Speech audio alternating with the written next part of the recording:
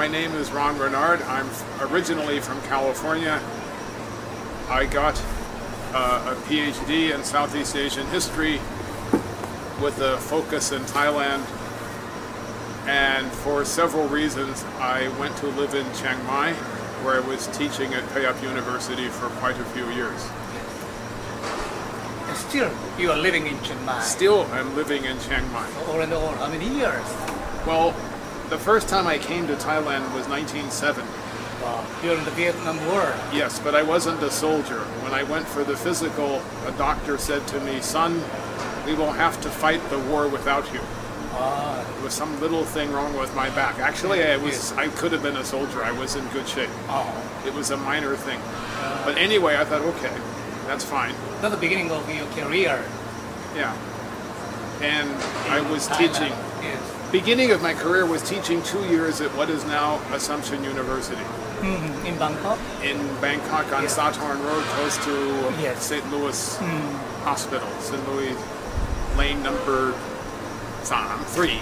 Yeah. And actually I had studied Japanese before that in the United States. Yeah. And I can say things now like wakarimasen and nashimasen. Oh, wow. But after I lived in Thailand, I got a better job in Thailand than I could get in That's why you Japan. came to Thailand instead of coming Better to job. Japan. It was a better job. I was teaching in a college. And after I was here 2 years, I knew Thailand is interesting, and I thought, if I go back to Japanese studies, I'm going to have to learn the language. That's going to take, and I forgot some of what I learned. It will take 2 more years just for the language. So I'll study Southeast Asia. And I studied Southeast Asia with a focus on minority groups. My thesis was on a group called the Karens. I originally thought I would do an oral history of them. A book had come out about that time called Roots by an Afro-American. And he had interviewed his grandmother and somehow found out where the family came from in Africa. And I thought, I'm going to do that with the Karens. So, okay, the proposal is accepted, everybody agrees with me. I come to Thailand and we go to Karen villages, and they don't remember what I want them to remember.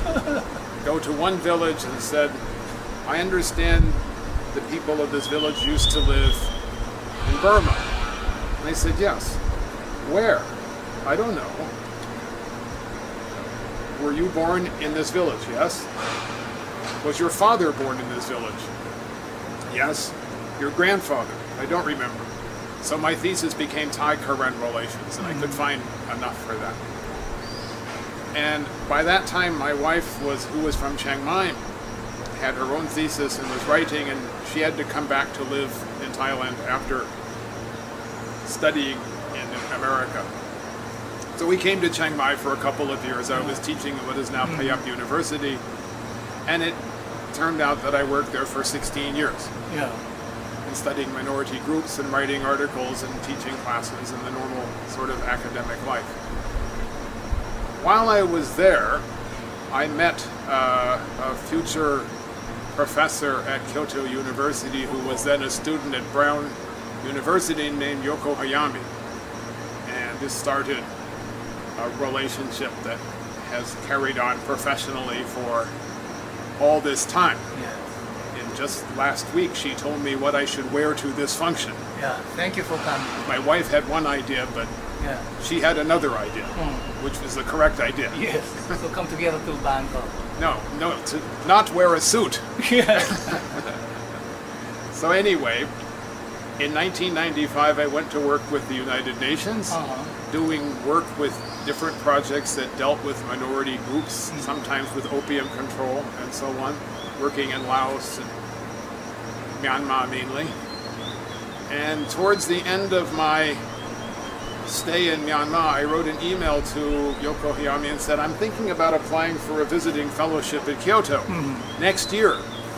And she knew how old I was. She said, you better do it this year. Because 2 more years I would be too old. Retiring or? Well, I'd be over 62, which makes it complicated for you. So I applied and I was accepted, and I was in Kyoto for 6 months in the beginning of 2009 as a visiting fellow. And I was writing about origin of the Thai people, which I haven't finished yet because it's a bit complicated, and because I also got some work to do after that. About a year ago, I have stopped with working for the UN almost completely, and am now... You have time. Yes, and somehow the director of the Regional Center for Social Science and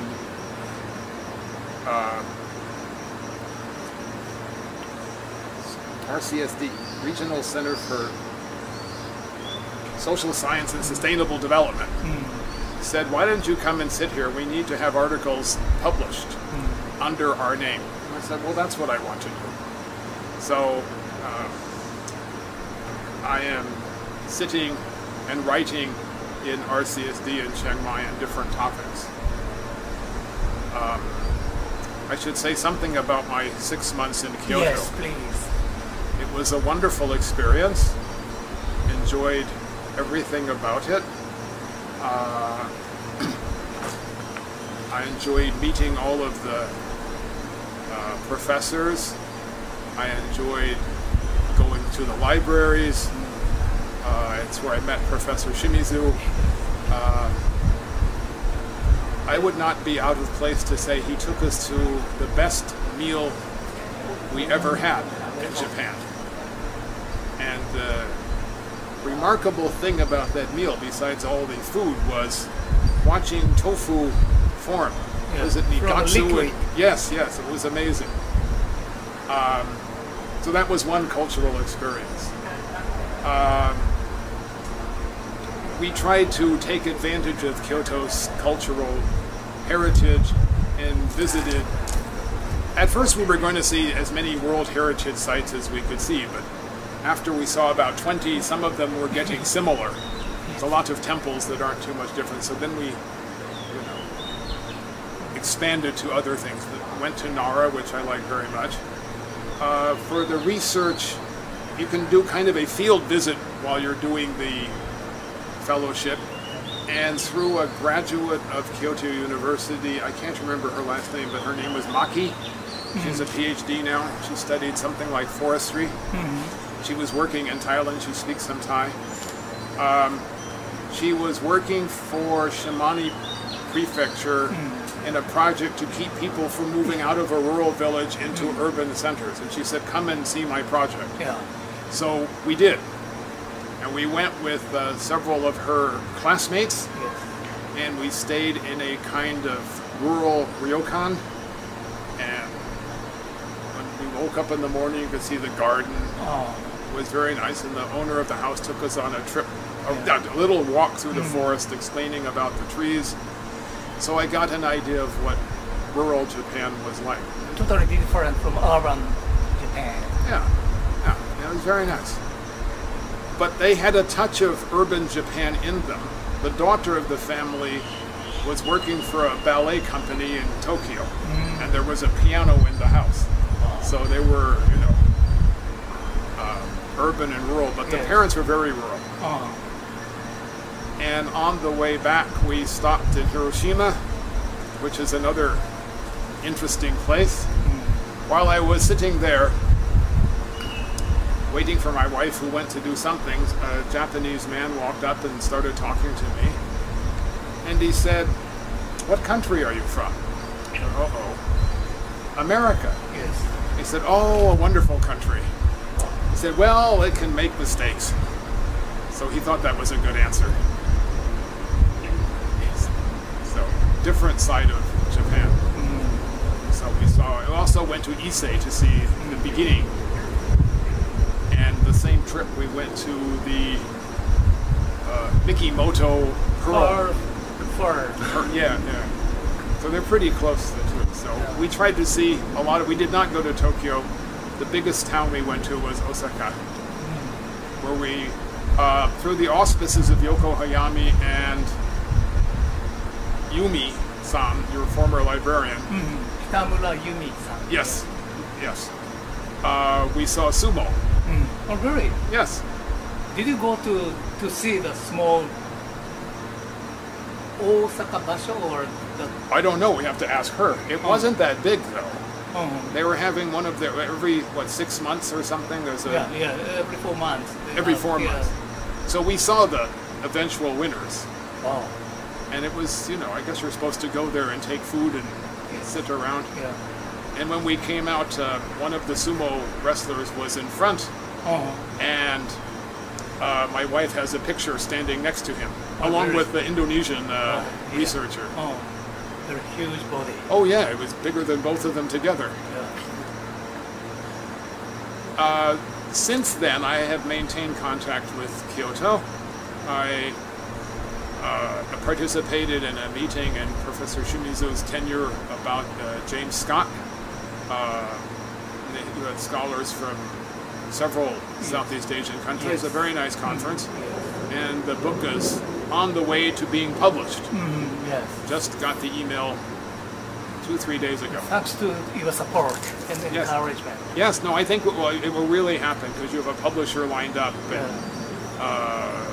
he's enthusiastic, and I think Singapore and Kyoto have some kind of relationship. Collaborative, yeah, relationship. And the papers from this conference should be good. So,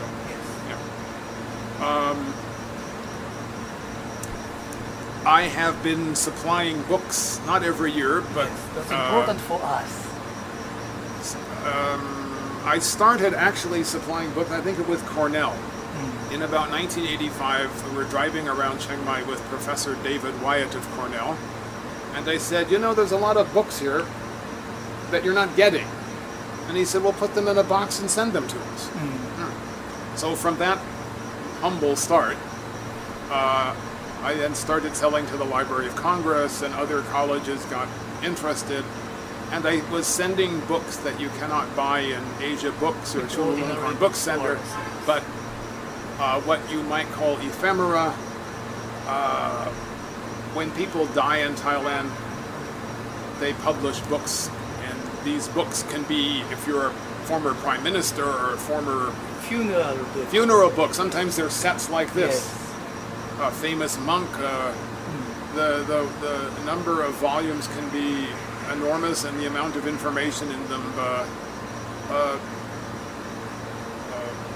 huge. So any complete library should have books like that. There's a lot of books that are published privately, and not for sale, and those are the ones that I've been specializing in. I think it was also Yoko Hayami who knew about what I was doing, and I think she was in Bangkok at the time, maybe, I don't know, her son was 3 years old or something like that, so however long ago that was. Nearly 20 years ago. Yeah, something like that. She said, send me some books. So it started with that. That's the starting. Yeah, as far as I recall, that was the start. And then I met Yumi-san, and we started it again. And then it stopped. And then when I went to Kyoto, she said, are you going to send us some more books? I said, well, yes, of course I'll send you some more books. And since then, since 2009, 10, 11, 12, 13, and I guess 14, I have been sending books like this. And as far as I can see, this sort of material is useful for any library which has graduate students, because there's information on all sorts of topics that is not available in the published books. Yes. So and published in local publishing companies, that's important, not published by a prestigious university press in the States or in Singapore or in but from local. There was a representative of the Library of Congress came to Chiang Mai and gave a talk, and he said, since the paperless office started, there are now more books than ever in Thailand, because everybody can print, everybody can publish. So